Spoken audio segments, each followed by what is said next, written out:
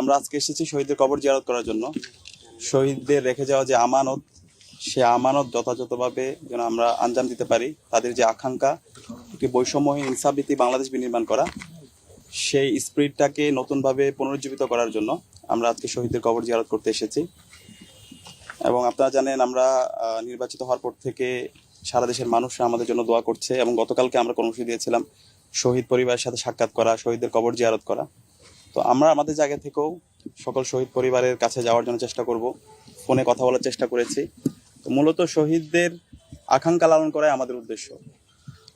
এবং জুলাই বিপ্লবে যে 2000 ভাই বোন শহীদ হয়েছে, এই প্রত্যেকটা পরিবারেই আমাদের পরিবার।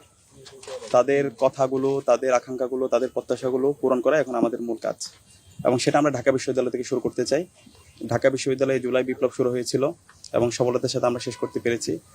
এবং এই ঢাকা বিশ্ববিদ্যালয়ে আমরা শহীদদের আকাঙ্ক্ষা, একটি বৈষম্যহীন ইনসাফভিত্তিক বাংলাদেশ বিনির্মাণের চমৎকার একটা নমুনা আমরা হাজির করতে চাই এবং এটা সারা দেশে ছড়িয়ে দিতে চাই।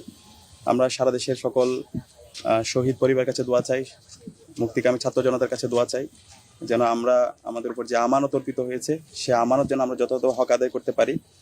আমরা এই আমানত, এটা আল্লাহর কাছে আমাদেরকে জবাবদিহি করতে হবে। এবং এর পাশাপাশি সকল শিক্ষার্থীরা আমাদেরকে যে কোনো বিষয়ে, যে কোনো সময় তারা আমাদেরকে প্রশ্ন করতে পারবে। আমাদের কাজ হচ্ছে কাজ করা, আর শিক্ষার্থীদের কাজ হচ্ছে আমাদেরকে প্রশ্ন করা।